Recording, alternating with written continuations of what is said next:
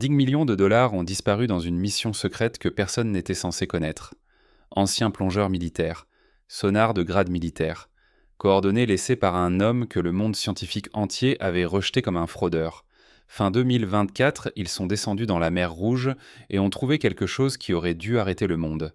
Une armée égyptienne entière gisant sur le fond marin figé dans le temps. Des centaines de roues, de chars avec les motifs de rayons exacts utilisés par les forces d'élite du pharaon. Des squelettes de chevaux encore positionnés comme s'ils étaient attelés lorsqu'ils sont morts. Des os humains emmêlés dans les débris et profondément sous le corail, l'éclat indéniable de l'or. Ce n'était pas une épave. C'était une catastrophe, le genre de découverte qui réécrit les livres d'histoire. Mais voici ce dont personne ne parle. Lorsque les résultats ont été partagés discrètement avec les meilleurs égyptologues du monde, ils n'ont pas célébré. Ils n'ont pas débattu, ils se sont complètement tus. Et lorsque l'équipe a comparé ces cartes sonar haute définition à la documentation d'il y a 40 ans, ils ont vu quelque chose qui a fait froid dans le dos. De grandes sections du champ de débris avaient disparu, pas érodé, disparu, avec des traces de traînées sur le fond marin où des objets lourds avaient été tirés. Les preuves disparaissent et quelqu'un ne veut pas que vous sachiez ce qu'il y a là-dessous. Voici ce que vous devez comprendre sur cette expédition. Ce n'était pas un projet de recherche financé par une université qui finirait enterré dans un journal académique que personne ne lit. C'était une opération secrète financée en privé à hauteur de plus de 10 millions de dollars par des bailleurs de fonds dont les noms n'ont jamais été divulgués. L'équipe assemblée pour cette mission comprenait des plongeurs d'élite en haute mer, beaucoup d'entre eux anciens militaires, des archéologues sous-marins qui s'étaient maintenant lassés des politiques, de leur domaine des ingénieurs, utilisant une technologie à laquelle la plupart des équipes de recherche ne peuvent que rêver d'accéder, quoi. Nous parlons de sonars à balayage latéral avancé capables de cartographier le fond marin avec un détail extraordinaire. Des véhicules télécommandés de grade militaire équipés de caméras haute définition capables de capturer des images dans l'obscurité écrasante à des centaines de pieds sous la surface. Des magnétomètres hypersensibles conçus pour détecter le métal sous des couches de sable et de corail. Ce n'était pas une heure amateur. C'était une frappe chirurgicale sur un mystère qui hante certains chercheurs depuis plus de 40 ans. Ils ont commencé leurs recherches dans le golfe d'Aqaba, ce doigt étroit de la mer Rouge qui sépare la péninsule du Sinaï de l'Arabie Saoudite. Et toutes ces découvertes sont dispersées sur une vaste zone de la côte de l'Arabie Saoudite et de l'Égypte. Pendant des jours, le sonar a pulsé dans les profondeurs, scannant grille après grille du fond marin.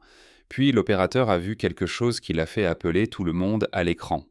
Des anomalies symétriques étranges des formes qui n'étaient pas des formations rocheuses naturelles. Elles étaient rondes précises et plus troublantes encore. Elles étaient disposées en un long sentier linéaire s'étendant sur le fond marin. Les formes ressemblaient exactement à des roues, des centaines d'entre elles.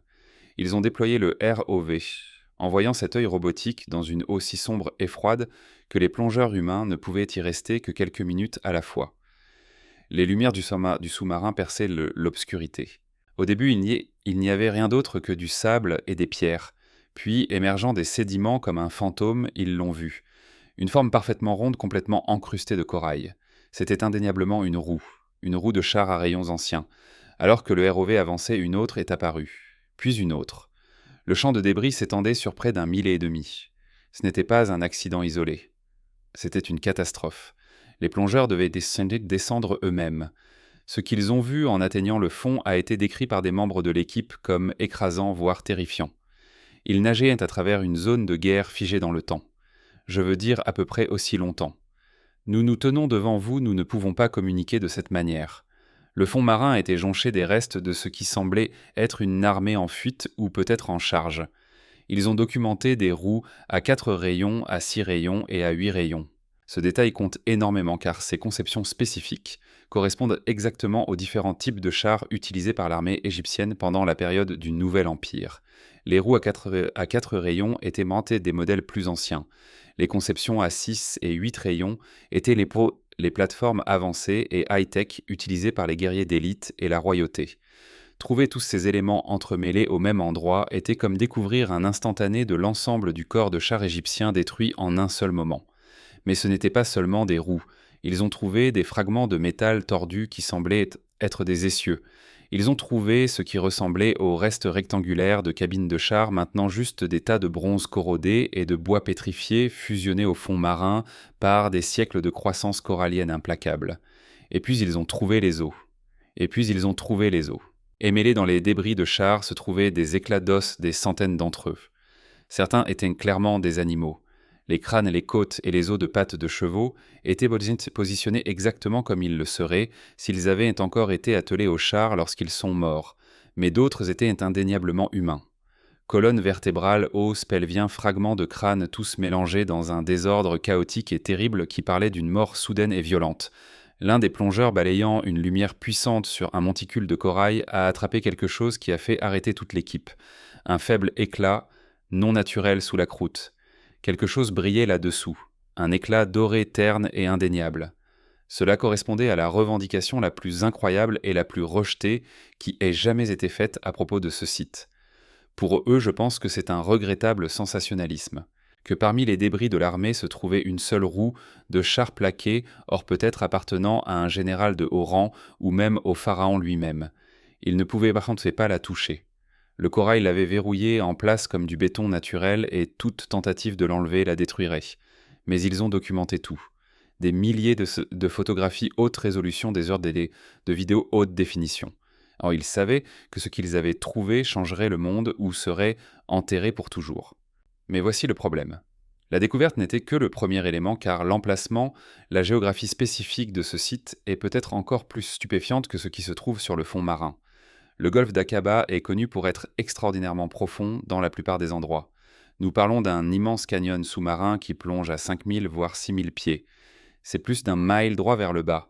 Une falaise abrupte d'eau sombre. Essayer de le traverser serait complètement impossible pour n'importe quelle armée, ancienne ou moderne, sauf à un endroit. Juste là où les plongeurs ont trouvé le champ de débris, il y a un immense pont terrestre plat qui s'étend sur tout le golfe. Cela fait environ 5 miles de large ici. La zone fait environ 8 miles carrés. C'est un plateau sous-marin s'étendant sur près de 10 miles depuis une grande plage du côté égyptien appelée Nuaïba, jusqu'aux côtes de l'Arabie Saoudite. De chaque côté de ce pont, le fond marin chute de façon spectaculaire dans ces abysses profondes d'1 mille, mais le pont lui-même est relativement peu profond, autour de 900 pieds à son point le plus profond. Comparé au canyon flanquant, celui-ci c'est un chemin surélevé coupant à travers un terrain impossible. Les cartes sonars le montrent clairement.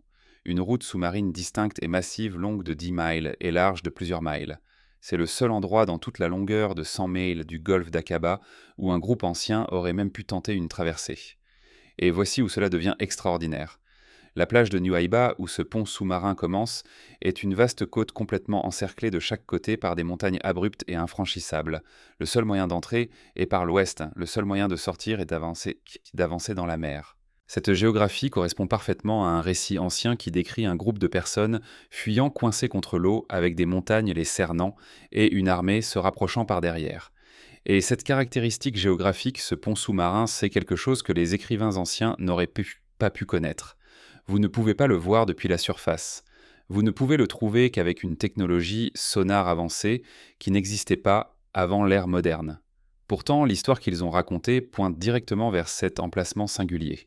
La distribution linéaire des artefacts suit exactement le chemin de ce pont submergé. Le sentier d'1,5 mile de roues et d'os ressemble à un groupe qui a été pris au milieu de la traversée. La profondeur de 900 pieds a protégé ces artefacts des tempêtes des ancres de navires et des pilleurs pendant des millénaires. Les courants uniques créés par les profonds canyons de chaque côté ont piégé le limon et les sédiments sur le plateau, ensevelissant lentement les débris. L'eau chaude et claire était parfaite pour la croissance du corail, et le corail agissait comme du béton naturel se développant sur les surfaces dures du bois, du bronze et du métal. Ils affirment qu'il y a des roues de char incrustées de corail au fond de la mer Rouge. Au fil des milliers d'années, le matériau organique a pourri, mais le corail a conservé sa forme. Les plongeurs ne trouvaient pas seulement des roues, ils trouvaient des fossiles en forme de roues. Sans cette combinaison spécifique de géographie et de biologie, tout reste se serait dispersé et aurait disparu depuis des siècles. Ce pont terrestre explique également l'ampleur de la destruction. Une armée entière avec des centaines de chars de chevaux et de soldats canalisés dans ce goulot d'étranglement étroit de 10 miles serait complètement vulnérable. Lorsque la catastrophe a frappé, il n'y avait pas d'échappatoire. Ils ne pouvaient pas aller à gauche dans l'abîme. Ils ne pouvaient pas aller à droite dans l'abîme. Ils étaient piégés dans un couloir qui est devenu un champ de bataille. Mais voici où l'histoire devient encore plus étrange. Cette découverte entière, l'expédition secrète, les coordonnées et l'emplacement spécifique du champ de débris, tout cela revient à un homme. Et pendant des décennies, le monde académique l'a traité comme une blague. Ron Wyatt n'était pas professeur. Il n'était affilié à aucune institution prestigieuse. C'était un infirmier anesthésiste du Tennessee, un aventurier biblique autodidacte qui a dépensé son propre argent à la recherche de revendications que l'archéologie conventionnelle avait déjà rejetées comme des fantasmes. Il était la définition même d'un outsider. Dans les années 1970, Wyatt est devenu obsédé par la recherche de l'emplacement réel de la traversée de la mer Rouge. Il a rejeté les théories conventionnelles sur des lacs marécageux peu profonds dans le nord de l'Égypte. Il a suivi des indices textuels qu'il croyait pointer vers un vaste plan d'eau suffisamment profond pour noyer une armée entière. Sa recherche l'a conduit au golfe d'Aqaba, à cette plage verrouillée par les montagnes à Nuweiba et au pont terrestre sous-marin. Il a raisonné que si c'était là que la traversée avait eu lieu, alors les restes de l'armée détruite devaient encore être là-dessous. Donc, en 1978, armé d'un équipement de plongée de base d'un petit bateau et d'une conviction. Frôlant l'obsession, il a fait quelque chose que personne d'autre n'avait pris la peine de faire. Il est descendu et a regardé. Ce qu'il prétendait avoir trouvé était exactement ce que l'expédition de 2024 a vérifié avec ses 10 millions de dollars de technologie avancée. Il a rapporté des roues, de chars encrustés de corail. Il a affirmé avoir récupéré un moyeu d'une d'entre elles. Il a pris des photographies qui étaient floues et granuleuses et faciles à rejeter. Lors de plongées ultérieures, il a rapporté des os humains et des os de chevaux mélangés avec des pièces de char, et il a fait sa revendication la plus explosive de toutes qu'il avait trouvé et filmé une roue de char en or brillant faiblement sous le corail. Lorsque Wyatt a présenté ses découvertes, le monde académique ne s'est pas contenté de l'ignorer. Ils l'ont détruit. Il a été qualifié de fraudeur, de vendeur, de pseudosciences, de fanatique religieux voyant ce qu'il voulait voir. Ses autres revendications en ont fait une cible encore plus facile. Il a également dit avoir trouvé l'arche de Noé. Il a affirmé que le véritable emplacement du mont Sinaï se trouvait en Arabie Saoudite, juste en face de Nuweiba. Il a dit avoir localisé l'arche de l'Alliance dans une grotte sous Jérusalem. Pour la science conventionnelle, ce n'était pas de la recherche. C'était une chasse au trésor alimentée par des fantasmes menés par quelqu'un sans aucune crédibilité et trop de foi. Ron Wyatt est mort en 1999, ses revendications toujours universellement moquées. Mais il a laissé quelque chose derrière lui, ses recherches, ses cartes, les coordonnées exactes de tout ce qu'il avait trouvé. L'expédition de 2024 ne plongeait pas à l'aveuglette. Ils suivaient la carte de l'homme que tout le monde avait appelé un fou, et leur technologie avancée a vérifié un par un les choses impossibles que l'infirmier du Tennessee avait dites depuis le début. Le sonar a confirmé le pont terrestre exactement là où il avait dit qu'il serait. Les caméras ont confirmé les roues, les conceptions à 4 rayons, à 6 rayons et à 8 rayons, tout comme il l'avait décrit. Les plongeurs ont confirmé les os. Ils ont même vu l'éclat d'or que Wyatt avait rapporté 40 ans plus tôt. Les experts qui ont passé des décennies à le rejeter sont maintenant confrontés à des preuves haute définition qu'il avait raison, et ils n'ont rien à dire. Mais cela soulève la plus grande question de toutes. S'il y a une armée au fond de la mer, comment est-elle arrivée là ? Alors là, le récit ancien dit que les eaux se sont séparées, un chemin a été créé sur un sol sec. Et lorsque l'armée poursuivante a suivi les eaux, se sont effondrées et les ont noyés tous. À l'aube, la mer est retournée à sa place. La science conventionnelle dit que c'est impossible. Mais les preuves sont là au fond de la mer. Quelque chose s'est passé dans ce golfe, quelque chose de catastrophique. Une théorie pointe vers un volcan. Il y a environ 3500 ans, une éruption volcanique massive s'est produite sur l'île grecque de Terra, aujourd'hui Santorin. C'était l'une des plus grandes éruptions de l'histoire humaine, un événement qui change la planète. Une éruption de cette ampleur à des centaines de miles aurait généré un tsunami massif qui se serait propagé à travers la Méditerranée et dans les masses d'eau connectées. Ce que la plupart des gens ne réalisent pas à propos des tsunamis, c'est l'effet de retrait. Avant que la grande vague n'atteigne la mer se retire. L'eau est tirée en arrière de manière spectaculaire parfois, sur des milles exposant le fond marin. Pour quiconque n'avait jamais été témoin de ce phénomène, cela semblerait que la mer elle-même se séparait. La théorie se déroule ainsi. Le groupe en fuite est piégé à Nuweiba. L'éruption de Terra déclenche un retrait de marée dans la mer Rouge. L'eau se retire, exposant le pont terrestre de 10 miles. Ils courent à travers. L'armée poursuivante, voyant leur proie s'échapper, charge sur le fond marin boueux exposé. Et ainsi les enfants d'Israël sont entrés au milieu de la mer sur le sol sec. Mais le retrait n'est que le premier acte. Le second est le retour de la vague. Juste au moment où l'armée alourdie par de lourds chars atteint le milieu du golfe, le tsunami frappe. Un mur d'eau rugit en arrière, annihilant tout sur son passage en un instant. Le timing, la séparation, l'effondrement des murs d'eau. Cela correspond presque parfaitement à la description ancienne. D'autres théories s'aventurent dans des territoires plus étranges. Certains proposent que ce que le groupe en fuite transportait avec eux n'était pas simplement un artefact religieux, mais un morceau de technologie avancée, une source d'énergie ou une arme qui avait été volée à l'Égypte. La poursuite ne concernait pas la capture de travailleurs échappés. Il s'agissait de récupérer quelque chose d'immense pouvoir. Lorsqu'ils ont été piégés au bord de la mer, ce dispositif a été activé, créant le passage sec par une force inconnue. Une fois que l'armée s'était engagée dans la traversée, le dispositif a été désactivé et les eaux se sont effondrées. Cela explique pourquoi le pharaon risquerait toute son élite combattante dans une charge imprudente. Il ne poursuivait pas simplement des gens, il poursuivait quelque chose d'irremplaçable. Quel que soit le mécanisme naturel ou non, les preuves au fond marin racontent une histoire cohérente. Quelque chose s'est passé dans ce couloir étroit, quelque chose de soudain, quelque chose de violent, quelque chose qui a tué des centaines, peut-être des milliers, en un seul moment catastrophique, et a laissé leurs restes fossilisés dans le corail pendant 3500 ans.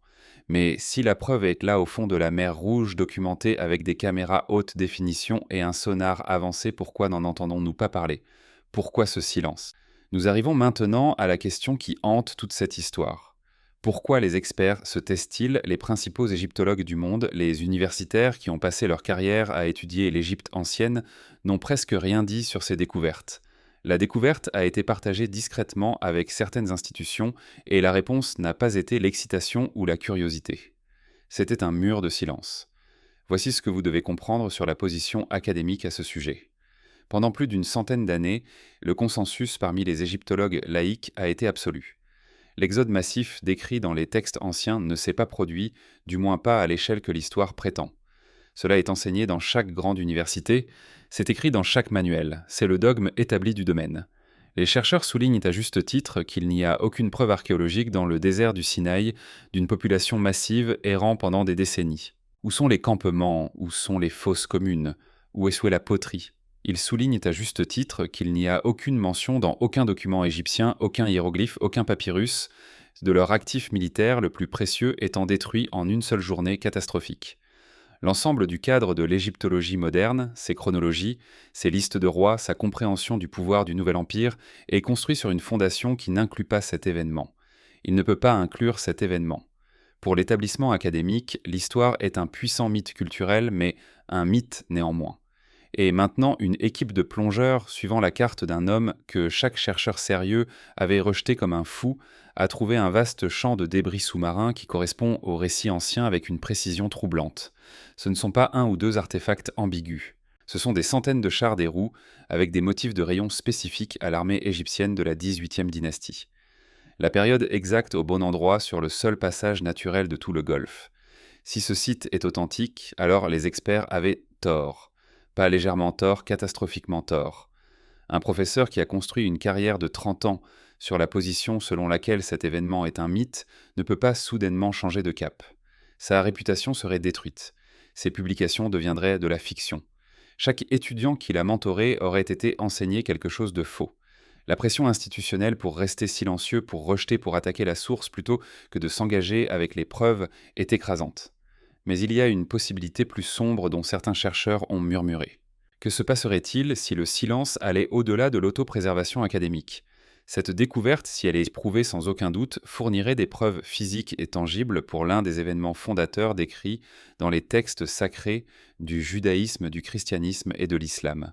Dans un monde déjà fracturé par des tensions religieuses et politiques, qu'est-ce que cela signifierait ? Cela élèverait d'une tradition religieuse avec une preuve archéologique au-dessus de toutes les autres. Cela validerait des revendications que des milliards de personnes considèrent comme sacrées et que des milliards d'autres rejettent. Ce ne serait pas seulement perturbateur sur le plan académique, mais explosif sur le plan géopolitique. Et voici où l'histoire devient vraiment troublante. Les preuves disparaissent non pas lentement érodées au fil des siècles comme le font naturellement les artefacts sous-marins, mais disparaissent de manière à suggérer un retrait délibéré et méthodique. Rappelez-vous la roue de char en or que Ron Wyatt prétendait avoir trouvée à la fin des années 1970.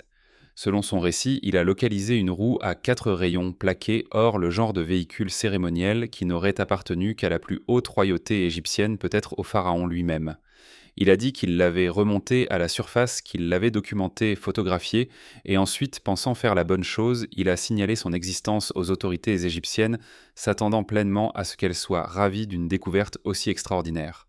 Ce qui s'est passé ensuite devrait troubler quiconque se soucie de la vérité historique. La roue a disparu. Il n'y a aucune photographie officielle dans aucune archive. Il n'y a aucun enregistrement muséal nulle part en Égypte ou ailleurs. Il n'y a aucune déclaration gouvernementale reconnaissant qu'un tel artefact ait jamais été récupéré, examiné ou même existé. Le morceau de preuve physique le plus important, l'objet qui aurait pu vérifier tout ce que Wyatt affirmait, a simplement cessé d'exister au moment où il a quitté ses mains. Les sceptiques pointent cette disparition comme une preuve que Wyatt a fabriqué toute l'histoire. Pas de roue, pas de preuve, pas de crédibilité. Affaire classée. Mais envisagez l'alternative, celle qui est bien plus troublante, et si la roue était réelle, et si elle avait été confisquée précisément à cause de ce qu'elle prouvait, et si elle se trouvait maintenant dans un coffre-fort gouvernemental, une collection privée, un endroit où elle ne sera jamais soumise à une analyse scientifique ou à un examen public. Des artefacts d'une signification historique profonde ont disparu auparavant lorsqu'ils menaçaient des intérêts puissants. Pourquoi cela serait-il différent ? Mais la roue d'or n'est pas la seule chose qui semble avoir disparu. L'expédition de 2024 était équipée d'une technologie sonar bien supérieure à tout ce qui était disponible à l'époque de Wyatt. Ils ont créé des cartes détaillées du champ de débris, et ont ensuite fait quelque chose de crucial. Ils ont comparé leur nouveau scan à la documentation originale que Wyatt avait laissée des années 1970 et 1980. Ce qu'ils ont trouvé était profondément troublant. De grandes sections du site que Wyatt avait marquées comme denses en artefacts, des zones où il avait documenté des concentrations de pièces de char et de restes squelettiques, sont maintenant suspectement vides. Les débris qui devraient y être selon ces dossiers ont tout simplement disparu. L'érosion naturelle ne peut pas expliquer cela. Le site est resté stable pendant des milliers d'années, protégé par sa profondeur et les courants uniques créés par les canyons sous-marins environnants. Ce que l'équipe a signalé avoir vu à la place, ce sont des marques de traînées sur le fond marin de longues cicatrices linéaires dans les sédiments qui ressemblent exactement à ce que l'on pourrait attendre si des objets lourds avaient été accrochés par des câbles et tirés. Ce n'est pas la dispersion aléatoire des courants océaniques. Cela semble chirurgical. Cela semble intentionnel. Cela ressemble à une opération de nettoyage menée sur des décennies par quelqu'un ayant les ressources, l'accès et la motivation pour effacer une vérité gênante du fond de la mer avant que le monde ait la chance de la voir. Les images sont réelles. L'emplacement est précis. Et le silence qui l'entoure n'est rien de moins qu'accidentel. Parce que ce qui se trouve sous la mer Rouge pourrait défier bien plus qu'une seule revendication archéologique. Cela pourrait défier qui contrôle l'histoire elle-même. Lorsque les preuves disparaissent et que les personnes les mieux placées pour les expliquer choisissent de ne pas parler, la vérité ne disparaît pas. Elle attend enterrée sous des couches de politique, de réputation et de peur. Cette histoire n'est pas terminée. Elle a seulement été submergée. Et alors que la piste devient plus froide et que les questions deviennent plus aiguës, une pensée troublante demeure. Si quelque chose d'aussi significatif peut être caché en pleine vue, qu'est-ce qui a été enterré avec lui et qui décide quand nous sommes enfin autorisés à savoir ?